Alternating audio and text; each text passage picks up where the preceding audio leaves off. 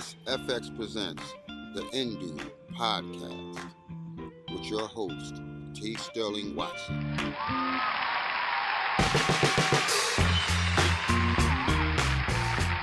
Good morning, Indoobians! I am your host, T. Sterling Watson, and this is the Indoob Podcast. Thank you for stopping by and pushing play. All right, we are here with another lovely episode of the Indoob Podcast, as that whole intro just introduced. So, welcome! How is everyone? I'll give a moment of silence for you to answer. Great! Fantastic! And I am doing well as well. Couple things happened. Let's see, the Golden Globes just happened, and I'm not really going to comment on that too much because it's an award show. Once it's already happened, you kind of already forget what happened. But really this year, we're all pulling for that mighty win for Leonardo DiCaprio. Hopefully, this will be the year that he can finally be Academy Award winner Leonardo DiCaprio, which, should have happened like 10 years ago, I guess. Some people have already given out lists of movies that he should have been nominated or won an Oscar for, but never has. But we'll see. We'll get to that. I guess in a couple episodes from now. I haven't even done the episode for Oscar predictions, only because the Oscar nominations haven't been announced yet. I think that'll be later on this week that I'm recording. So I'm gonna have to wait till next week, I guess, or the week after, or whatever the next episode is. Yeah, that's what we're gonna do. In the meantime, I can give a quick review on the Revenant, which I have seen, and it is definitely quite a film. It's by the same director who I am ashamed that I did not write his name down or attempt to practice pronouncing his name. And as most loyal listeners of the Dial and of this podcast know, that I do have a little bit of an issue when it comes to pronouncing names that aren't like, Smith or Jackson or something like that. And yeah, so 1,000 apologies to this wonderful Class A director who I believe is Mexican. And his last award, was it last year? I think it was last year that he won for Birdman. Not Harvey Birdman, which my parents keep confusing the cartoon that was on Adult Swim, which is hilarious, by the way, and thinking that this movie had something to do with it. I'm like, oh, no, parental units, you are far mistaken. This movie has nothing to do with that cartoon. I don't advise that you watch because, they don't care for certain language that would be used and just the movie itself. It's not an action movie at all. It's a great movie, and I love the way that it was shot, where it looked as if it was all one continuous cut. With that said, because I'm jumping around in my subjects at the present time, with that said, The Revenant has a lot of those one-take sequences. Some of it is action sequences. Some of it is just, just getting a landscape or a field. It's very realistic, very live. And it happens pretty often in the movie, which I liked because, it really draws you in. It keeps you attentive to what's going on at all times during the screen. Because if you blink, you're not sure, like, did I blink or did they actually cut to something else? And there's a lot of natural lighting that's used, so it feels like you're there. And another thing I found interesting was that it takes place in the 1820s or something, 1800s. And normally when I'm seeing a movie in that time frame, it's normally sometime some other region of Earth, usually like Europe or colonial times. But this is actually out in the wilderness around I don't even know any other things that happen around this time period, but they're out in like Montana area, and I don't really see too many movies that take place there. Or at least if they're out, the movies are out there, I'm not watching them. And I think normally this would not be a movie that would be on my radar to watch if it were not for Leonardo DiCaprio and this being his time to finally win and achieve. Which like I said, he did get the Golden Globe, or maybe I didn't say it, but now you know. And that's like the front runner. The next thing would be the SAG. He would have to get that award. So we'll wait patiently to see if he gets that as well. As for the movie itself, it's I'm struggling to recommend it because it is a movie for some people. Those who might like a movie like Tree of Life, because there's a lot of just moments where it's just kind of quiet and peaceful, and where just nature in general. Like if you like nature, then you probably like this movie. If you are a fan of Leo, I think you would like this one. Although he goes through quite a beating. I mean, not a spoiler at all, but he gets wrestled by a bear, and barely survives. And at times you're like, this is actually the first time in a movie I've legit asked, like, were any animals harmed in the making of this? Because we've got the bear, which you know, it's questionable. Like, okay, is that a CGI bear? Please tell me that's a CGI bear. We didn't just throw Leo to the bears, literally. Um, there's a horse at some point that seems to be critically injured, um, or at least two horses. I'll just leave it like that. Um, I think those are the only animals that I am aware of. I know there's some other animals that are eaten, but that's easy to pull off. There's a what I kind of felt was a Star Wars reference, but maybe Star Wars pulled it from this true life event, because the Revenant is based on a true story. At least this movie, the first portion of it is inspired by a true story. There was a guy named, I believe, Hugh Glass, who was mauled by a bear and left by his comrades, his fellow traders and whatnot, and woodsmen, and he crawled his way back to civilization, or back to his camp, like 200 miles away, and but I mean, like I said, this movie is much more than that. It's because all of that stuff you can read about in books and things, but then from there it takes another turn that goes into the fictional direction, which what I told my brother-in-law is the last half an hour of the movie is pretty intense, and I'm just going to leave it at that. Also in this movie, because it's not just Leonardo DiCaprio, which I kind of thought it would be, just him out in the woods not saying anything, kind of like what is that movie with Robert Redford, Out in the Sea, all by him lonesome. Uh, I can't remember right now. Why is my mind drawing a blank? Well, I would have written it down if I knew I was going to reference this movie, but I did not.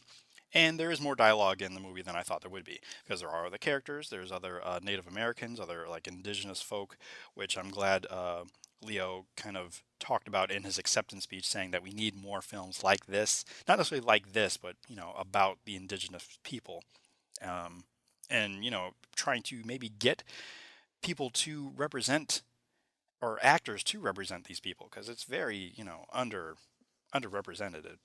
Like, let us not ever have uh, a gods and kings, or Exodus gods and kings scenario, or Breakfast at Tiffany's right now is at the front of my mind, and having Mickey Rooney play an Asian guy.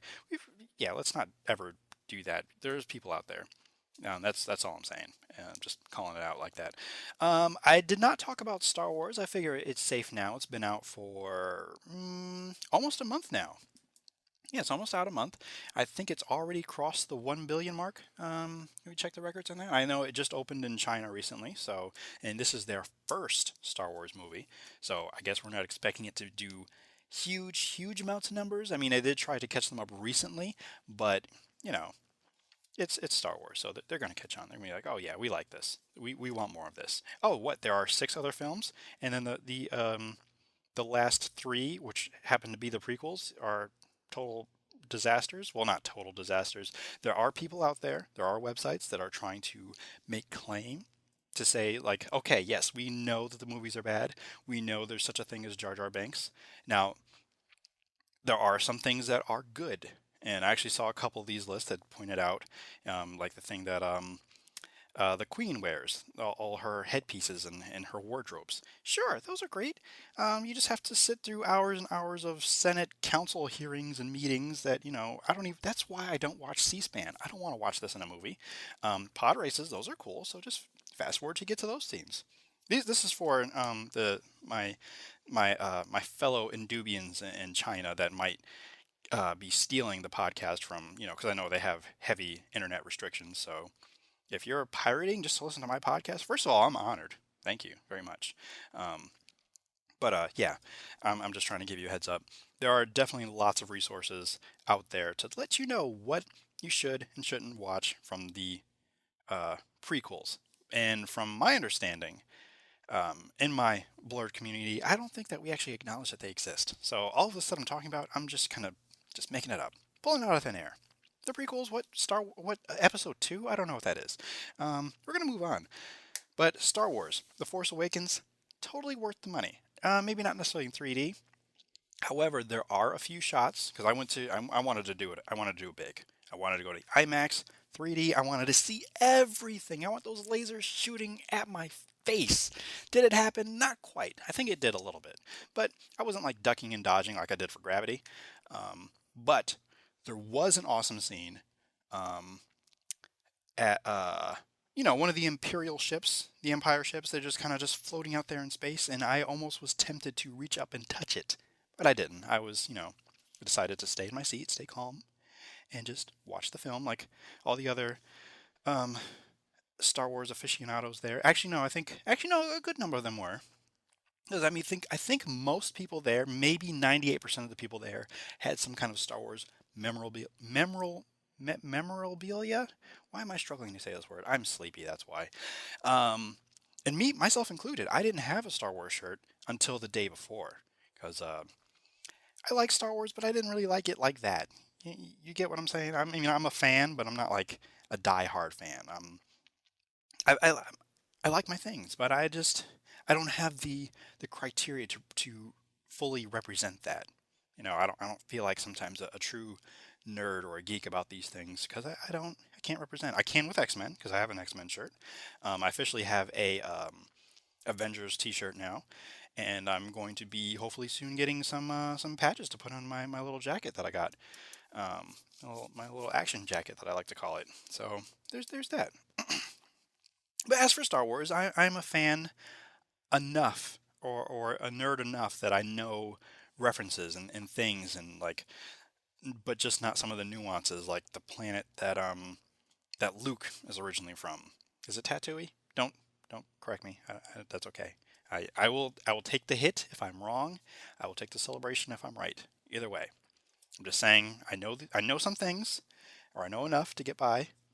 Maybe that was a bad example, and I know enough to not name that creature that shall not be named um, from the first prequel or the first three movies that answers to Binks. But yeah, we're gonna move on because now it's time for just a quick story. Because another thing that has happened over the weekend, I was introduced to a new, well, it's new to me, a new anime called Attack on Titan.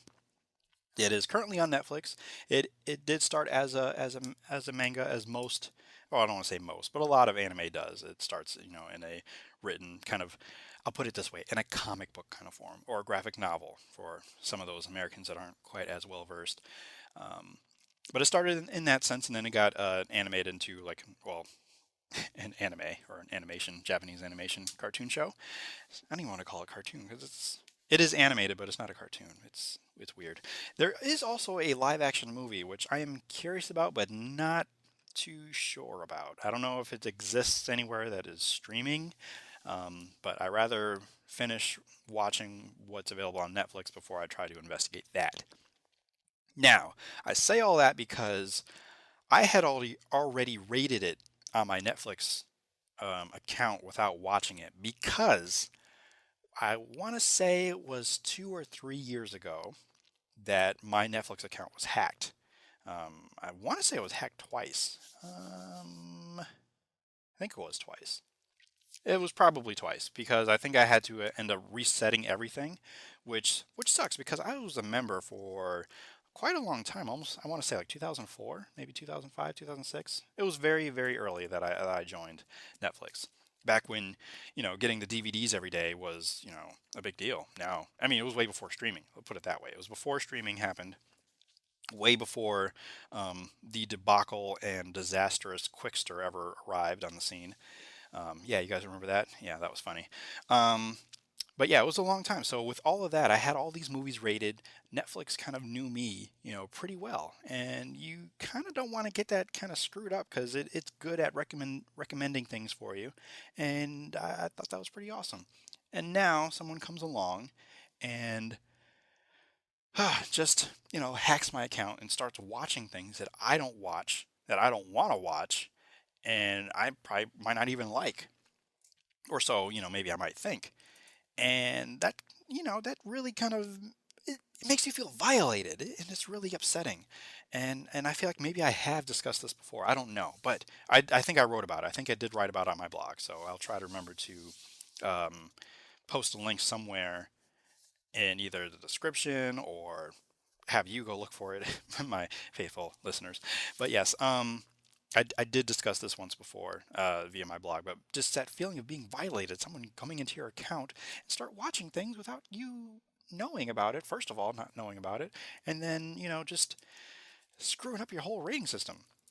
I say all that to say that this is what they were watching. They were watching Attack on Titan, which at that time I had no idea what that was. Um, I didn't find out until later on because I actually called Netflix and we discussed everything to get, try to figure out what's going on. All of my accounts had been, whatever thing I was logged into, all of them, I had them shut it all off. So everything on my end was shut off.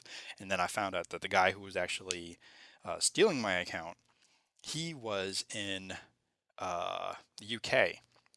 So I do know that it, like in certain countries, Netflix, and I know Netflix is everywhere now, but at the time, Netflix, like in certain countries, like in Canada and I think in UK, they have different licenses of things that they own or things that they can show.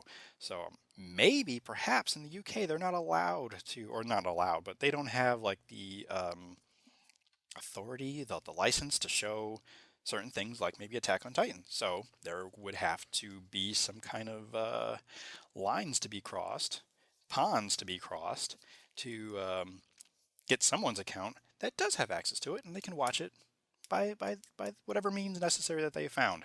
And they found my account and started watching it that way. Now, I might be getting some of my details confused because that happened a few years ago, and then a few months ago, my Spotify account was hacked. Now, I don't know who was hacking that, but they were listening to some crazy things.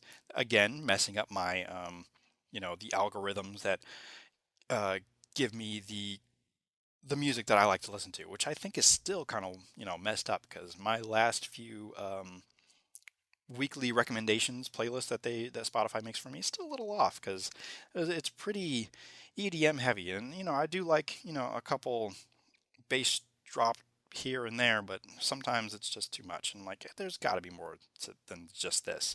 So I'm trying to do the best I can to fix it and re-listen to a lot of my old playlists and try to get new music in general to help with that. But back to Netflix and Attack on Titan. I decided right then and there, I was like, okay, I got to fix this. I think the only way I can do this, and rather than, I think my account was wiped. Like they Netflix decided to start me brand new. I had to get a brand new account, which I think that happened first, and I think I got hacked again.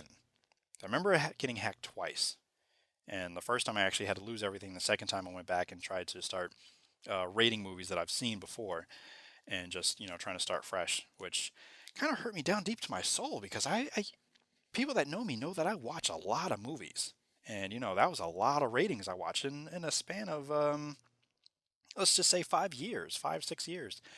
So many movies that I would have to go back and re-rate. Uh, um, so just so Netflix can get an idea of who I am and what I like to watch.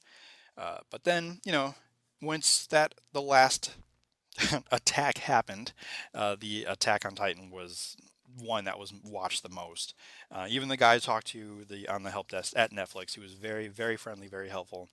Um, the way that he sounded like after he got out of work, he probably would go surfing or something.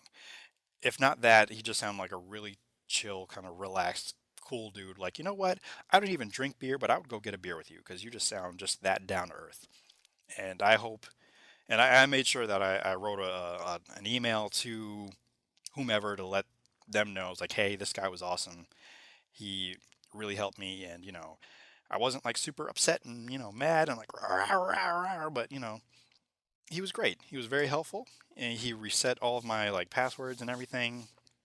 And we started fresh, and he was like, "Oh wow, dude, if nobody's watching, he's watching stuff you don't like, and that sucks. I'm sorry, man, but let's try to fix this. Let's try to get it right." So he was great. Um, So what I did on my end, and not that he asked me to, he did, because he did his part. He reset everything, restored everything. I, made up new passwords and everything. Everything was great after that. Other than, the whole like stuff that I was watching that I really wasn't, like Attack on Titan. I had to go back. It's like, okay, I didn't watch this, or that. So I'm going to rate it 1 star. So Netflix doesn't recommend anything like this to me. They still kind of did a little bit for a little while, but it eventually stopped. So, Saturday Night Sci-Fi, a a live tweet Twitter chat that mostly has a lot of blurs, but it's not exclusive or inclusive to just black nerds or nerds of color or geeks of color, but everyone is invited. So again, that's hashtag Saturday Night Sci-Fi, hosted by at Geek Soul Brother. Shout out to him and his podcast, and the Nerdy Venoms. Still be recording tonight too, but they have, or he has a sci-fi feature every Saturday night that everybody kind of gets together and live tweets while they watch it. Usually it's on Netflix or it's on Crackle or on Hulu or on YouTube, but some kind of science fiction feature. So one that was suggested was Attack on Titan. So I'm like, that sounds awfully familiar. I'm like, oh, it's that thing. And I had no idea what it was, but and I still had my kind of grudge against it. And I had nothing against the show. It's just the incident that happened. So I figured, like, you know what? Now let me just give this a chance. Because even before we even started playing it, I had to go back all the way to the beginning because most of it was watched. Even episode one, it like started in like 15 minutes in. So I mean, those are little technical issues I had to deal with, but still, it's like, okay, let me just give this a chance. Maybe the hacker dude was onto something. And actually, somebody even said that to me. It's like, this hacker of yours, he must have good taste. I'm like, I suppose, but we'll see. We'll see. And lo and behold, I think he did. I would have to agree because it is a very well done show. Now, it is definitely not for children because it is pretty. It's pretty intense. There's a lot of things happening. I'm not done with it yet. Currently, at the time of this recording, I believe I am 15 episodes in, and I know there's 25, so there's like 10 to go. So depending on how the rest of my evening or the rest of the week goes, I should have it done. Because I was gonna say my current job allows me to actually, when we have some downtime, I can watch things on Netflix. But I don't know about that. Only because work is crazy. Today was a crazy day. Crazy, crazy, crazy. Anyway, I'm definitely saying Attack on Titan was much more interesting than I thought it would be. And it's definitely pretty graphic. It's pretty real. It's not really anything I've seen before, other than maybe The Walking Dead. But it's freaky. It's freaky. It's a little creepy. But then once you get introduced to this world and you start to understand these characters, and even trying to explain it to you now, it's basically I don't even want to. I'm not even sure if it's like set in the future because there are things that it looks like it's in the past, but it also has things that look like it's in the future. Like there are guns that exist, but they don't use them too often. It's more using swords. Another show that's like this actually is Into the Badlands, which I think I might have mentioned before, but we're gonna talk about that some other time. But yeah, this I'm gonna say it takes place in maybe an alternate time, and it's a time where um, humanoid figures that humans in that present day call titans, but they're just really, really tall and they don't really need to eat. They don't really, I guess, they don't really need to sleep. They just kind of wander around, and like their sole purpose in life, or whatever they call life, is just to eat humans. They just walk around, and any human that they find, because that's what they're attracted to, they'll just pick them up and eat them. And the really creepy thing about them is that they're smiling. They look like they're smiling all the time, but they just look like just weird, abnormal, naked, usually male um, giants. And I say they're naked, but they don't really have any genitalia to say that they are male or female. They're just giant walking. almost zombies, but they are alive, and the only way to kill them is really like just to cut them like on the nape of their neck, I guess is what it's called. But that's generally what it is, and then there's more to it. There's a whole mythos to it, which I'm still learning because I'm only like in episode 15, and we meet like our characters early on in their lives, and how their family was, or our main character, Aaron, his mother was brutally eaten in front of him. So that's got to be traumatizing. So that kind of drives this character to do a lot of the things that he does, like join basically their version of the army or the military so he can fight them, which in itself seems like an impossible task. But where there's a will, there's a way. It's funny me saying that out loud because of just kind of narrowing it down. Yeah, he'll figure out a way.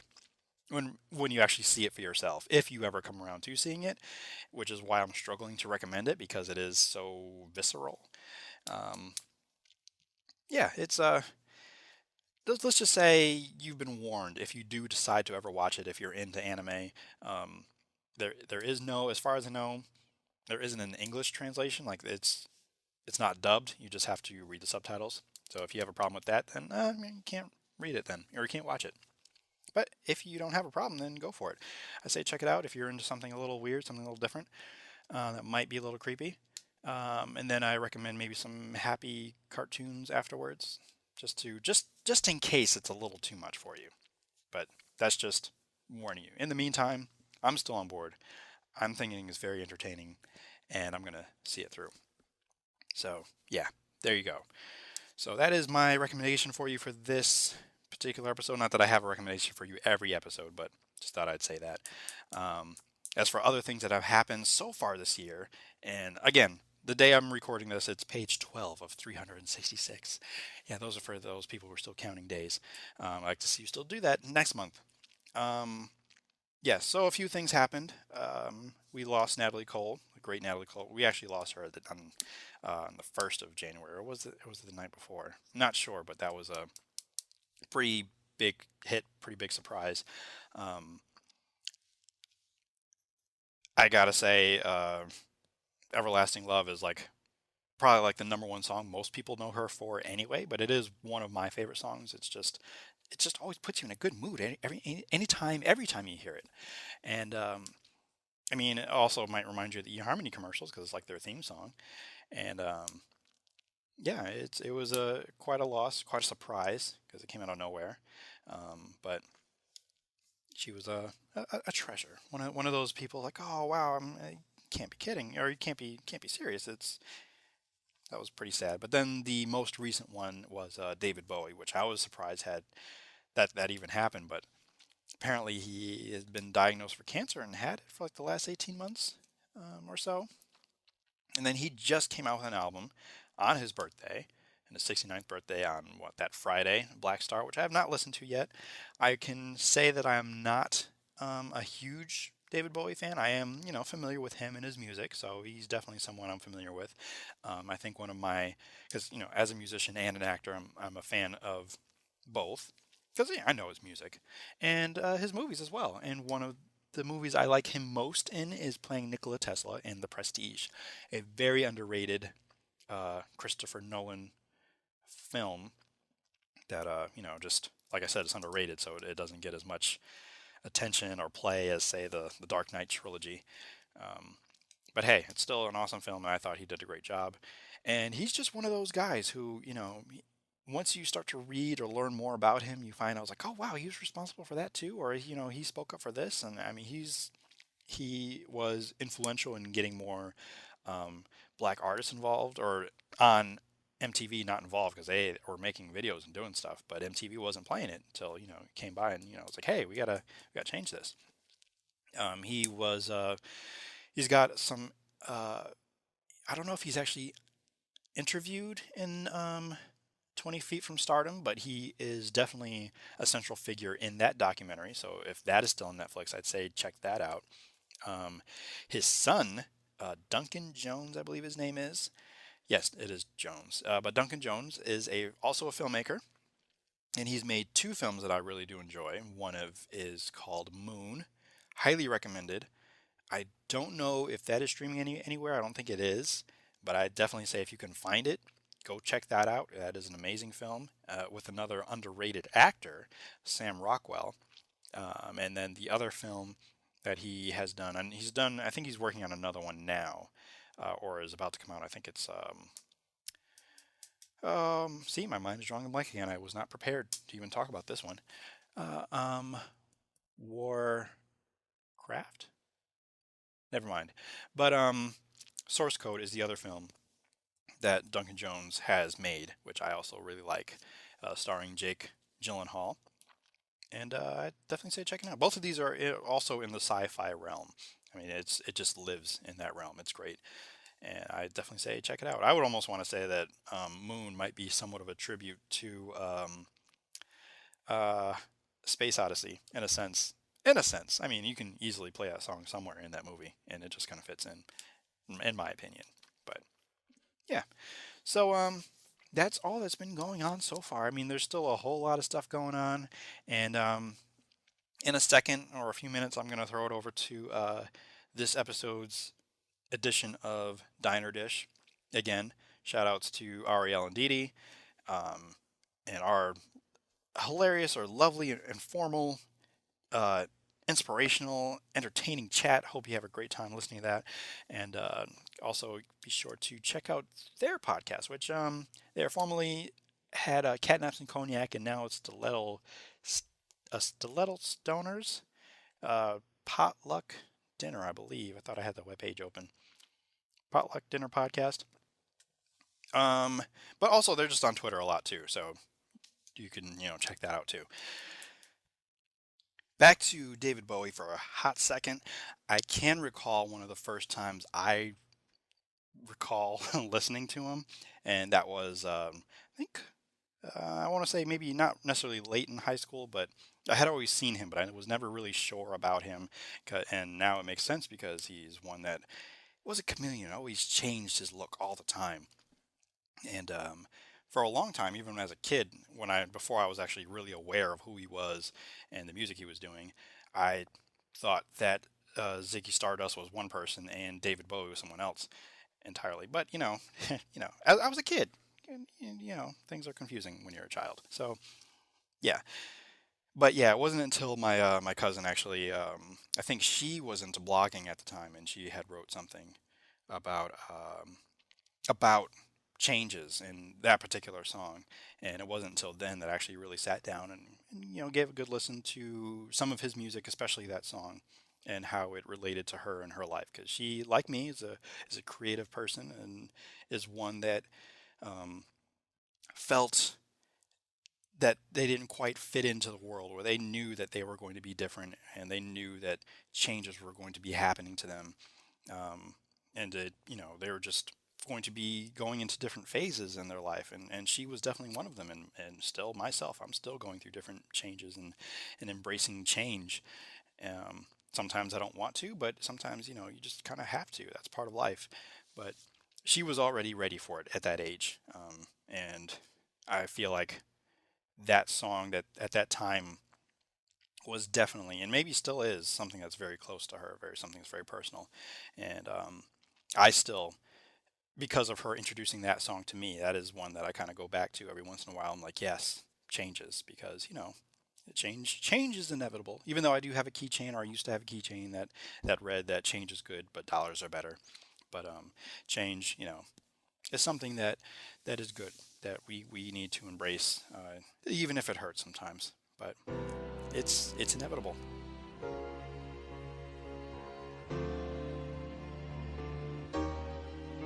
Oh yeah.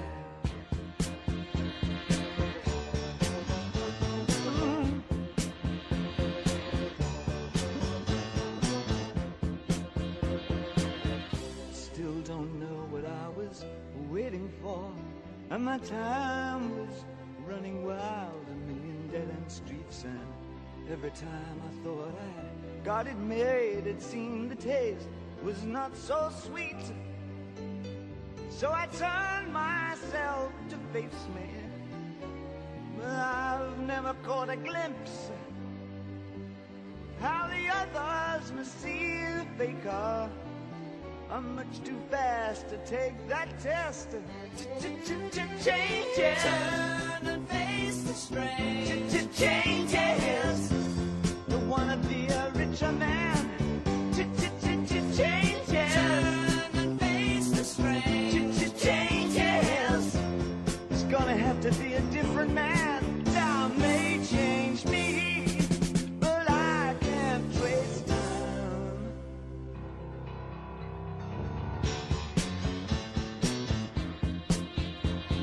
Yeah. I watch the ripples change the size, but never leave the stream of warm and permanent sand. So the days float through my eyes, but still the days seem the same.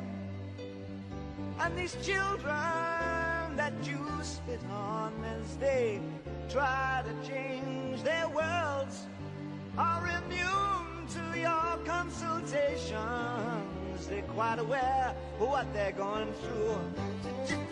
Changes. Turn and face the strain. Changes. Don't tell them to grow up out of it. Changes. Turn and face the strain. Changes. Where's the shame you've left us up to our next event? Time may change me. You can't trace time. Strange fascination fascinating me.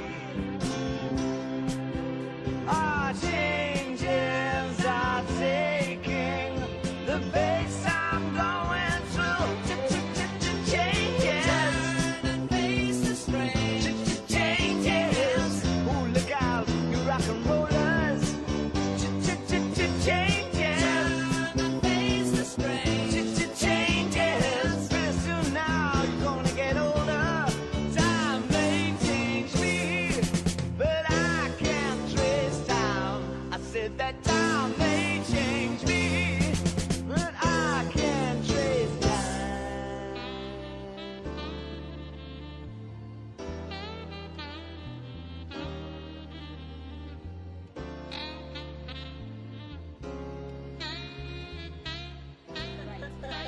And we just need to be here where the milk is being kept.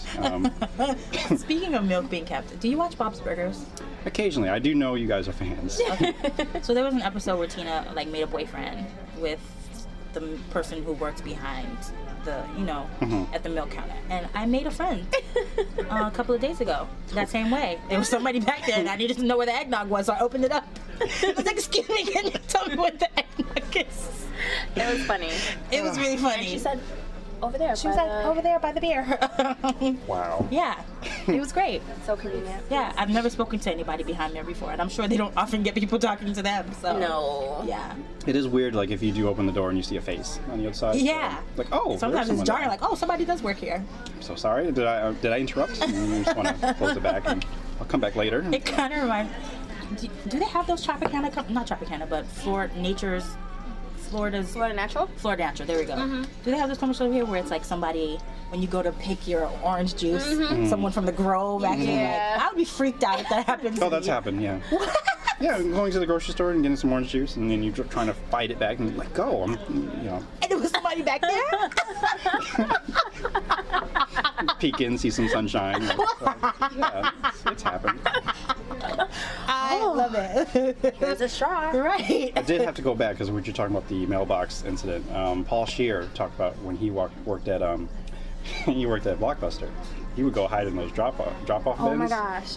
And people would come to return tapes, and he would take them from them. What? He told that story in one of more recent episodes of How Did This Get Made? Yeah. And I was driving. I had to pull over. I was laughing too hard. There was tears. And oh my God, that is. I love that. That is so sick. When you have to stop everything that you're doing because you're laughing too hard. Yeah, it's sometimes it's rare for that to happen where I actually have to leave the room because that happened the first time I saw Kings of Comedy. Oh. I had to run out of the room to breathe, and it's you're trying to run away from what you're laughing at, but it's still playing in your head. Yes. So you can't get away from Right. it. Yes. So Yes. So- That was a really good comedy movie. That was. was. Yeah. And that's when me and my cousin developed the term the runaway, because when you're laughing so hard, you had to run away. So, it's like, That's girl, great. I had to do the runaway. Yes. Yes. Because there's knee slappers, and, but Right. runaways are serious. That's serious I laughing. don't think I've ever had to run away because I would rather torture myself and continue watching and not breathe. well, because you're just laughing and all this compulsion and just I Yeah. can't. So you're a comedy masochist. Yeah. Okay. I am. Yeah. Oh yeah, I do enjoy a good torturing. So. And I'll think about it. Like when we went and saw Best Man Holiday. Yes. How I kept thinking about it. Yes. I'm a masochist too, where if I have the capability to rewind, I would rewind it like 6, 7, 10 times. Sure, I'll take more water. Yeah, sure. Thank you. Thanks. Did we ever tell you about Best Man Holiday? No. Okay, so we went and saw. Have you seen the movie? I haven't seen it. I don't think I even saw The Best Man. Oh. I may have. Uh-oh. Please do not revoke my blood. I was about to tell you, your card is on the line right now. Next time we come, we gotta have that game. So we Yes. can play that game. We're going to play Black Card Revoked. Oh no. Yes.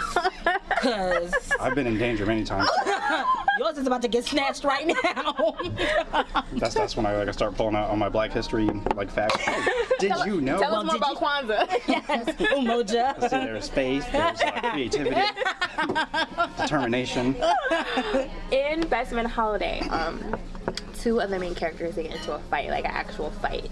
Two moms. And one of the kids goes, "It doesn't feel like Christmas." And Ari and I, fell all the way out. it was sick because nobody else was laughing. Oh, but my. us. It wasn't a funny moment. It wasn't a funny moment at all. It was actually a really bad moment. But the little girl's like, it doesn't feel like Christmas to me. And we could not, I laughed so hard I had to put my head in between my knees. and Melissa's with us and she's like, guys, stop it. And we're just like, I can't. And now that you're telling me to stop it, it's making it worse. Yes. I might have laughed for at least 5 minutes straight. Seriously. Tears streaming down my face. Seriously. It was a very dramatic scene. Yeah, I think even Melissa had to give me some tissue. It was so funny. Please wipe your face. And Melissa was just like, I'm so embarrassed. Was it a full theater too? Yes, it was the first. It was the opening. It was the opening weekend. and it was that was the #1 movie that weekend. And the lady in front of us kept turning around. She was mad. Oh goodness. And then I got mad. Like, how did they not find this funny? Yeah, how is this not funny? That was the best part of the movie. And Melissa was like, Didi, you poisoned her. Because I'm the only one who would laugh at something so wicked. She was like, Didi, it's your fault. It's your fault. It wasn't though. We laughed at the same time. We did, exactly. Oh, so you guys went down together. Yes, we laughed at the same. It wasn't me, I laughed, and then Ariel started. We both Well, that's better burst then. out At laughing. least you guys weren't alone. You had each other. Yes, it was. And you saw the comedy in it. Yes, but nobody else did. No one did. But the thing is, it wasn't supposed to be funny. It was just. No. So what? We had to laugh. It was funny. And I don't know why no one thought that was funny because why are these grown women fighting? That's Exactly. This is rubbish. It's rubbish. It's loads of rubbish. Yeah, sometimes it's just the whole The scenario, circumstance, yeah, yeah. it was just ridiculous. And then with her saying, this doesn't really feel like Christmas to me. girl. She had a lisp and all. I was just like, Yes. I cannot all of take it. All of was it. And I just- think the whole movie we're like, she doesn't even look like she's their child. Right. Like, We just hated her.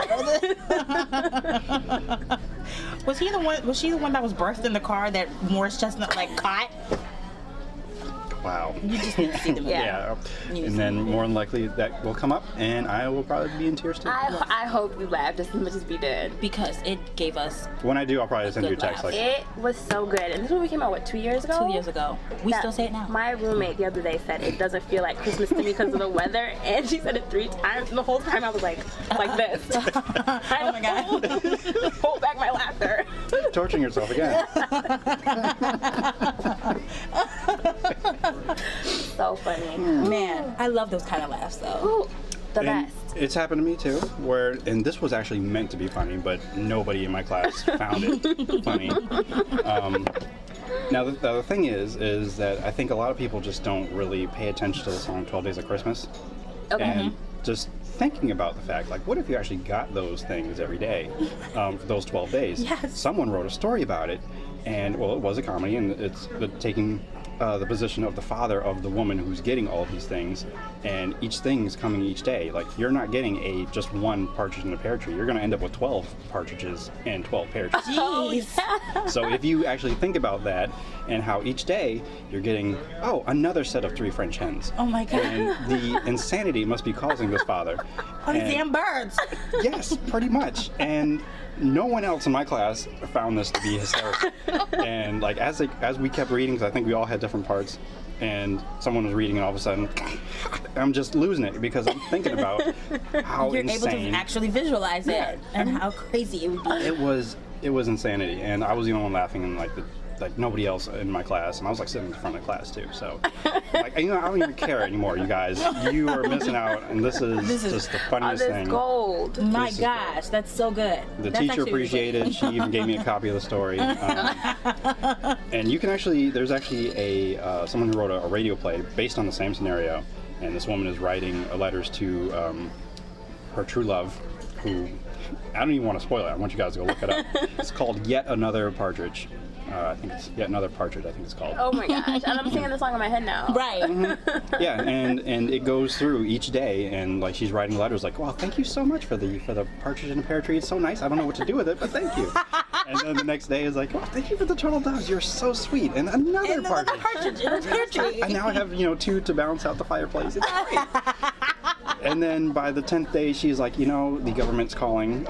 There's too many cows in here. I don't know what to do with all these. She's losing it. She's no longer calling him, I love My you, true love. my dear love. She's like, sir, can you stop? Can you stop sending me these creatures? And I don't want to spoil the ending, so you have to go check out the Are there rest of it. milkmaids too? They're Milkmaids, there And were the horns playing, The and milkmaids, they were getting a little too frisky with some of the other people. Things were happening behind the pear trees that she didn't want. Like, this is good.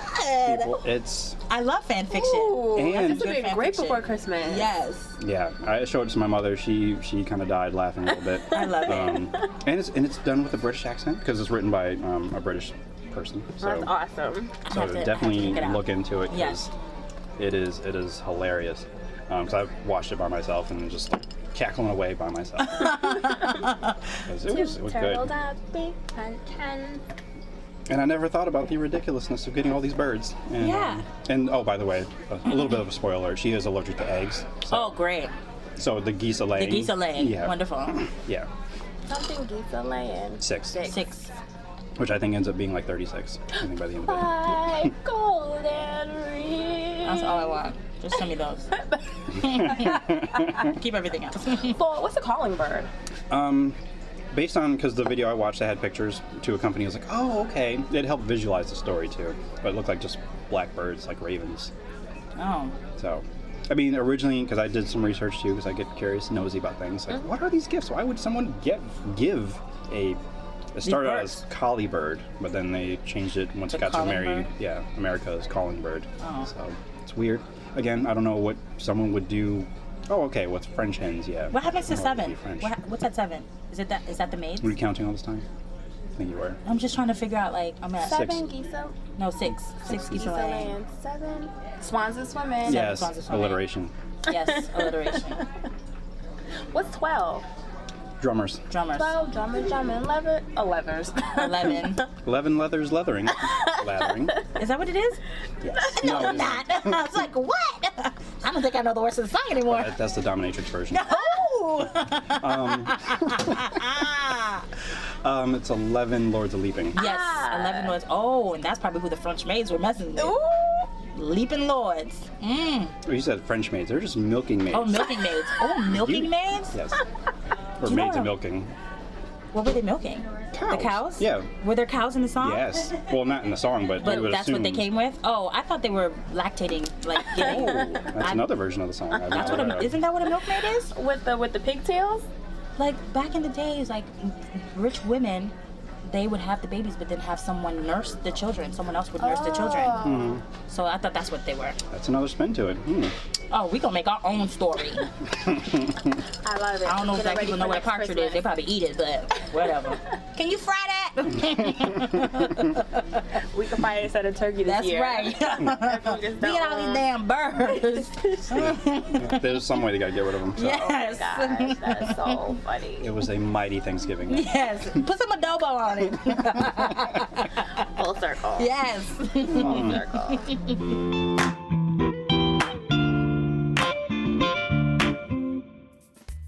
Hello, Indubians. I'm Laura, host of Loudavision, the podcast for visionaries, artists, and creatives. On my podcast, I'm interviewing fellow artists trying to figure out how we can bring our creative vision to life without compromising our values, crushing our soul, and dying poor. Yep, that explains it.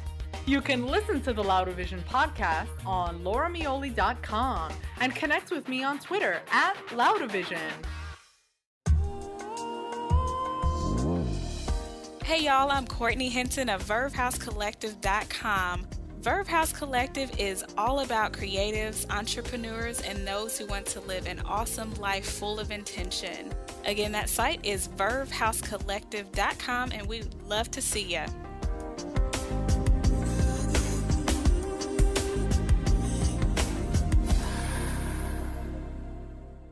Once again, I want to thank you all for listening to the Indoob podcast, and just a quick final couple notes before I let you all, get on with the rest of your lives, even though normally when I'm listening to a podcast, I'm doing something already, and it's just like helping me along with those tasks. Anyway, I just want to, once again, I know there were commercials that already said these things, but I just want to reiterate that please check out Laura Mioli's podcast and her blog. Please do that. All the information was in the she did have a new episode recently. Also, check out Verve House Collective. There are VerveHouseCollective.com. Check out 29 Life Lessons in 29 Years. I might be misquoting that title, but it's definitely well worth the read. I myself will be leaving the 29th year of my life shortly. So after reading that, I was like, wow, there's quite a few lessons here I have learned and some I haven't quite learned or accepted quite yet. If you don't know what I'm talking about, I'd say go read it and check it out for yourself. And that is at VerveHouseCollective.com. And I think that's everything that I have. So with that, the only advice left that I have to give to you today is that if the world didn't suck, we'd all fall off.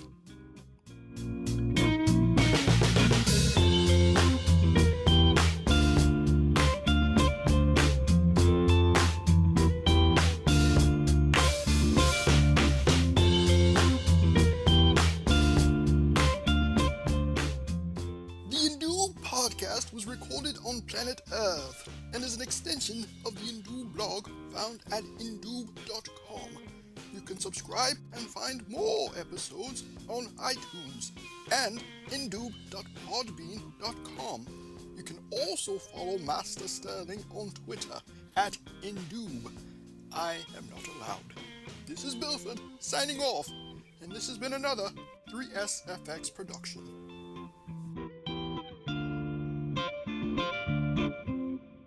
Use your words, Chief. Good boy.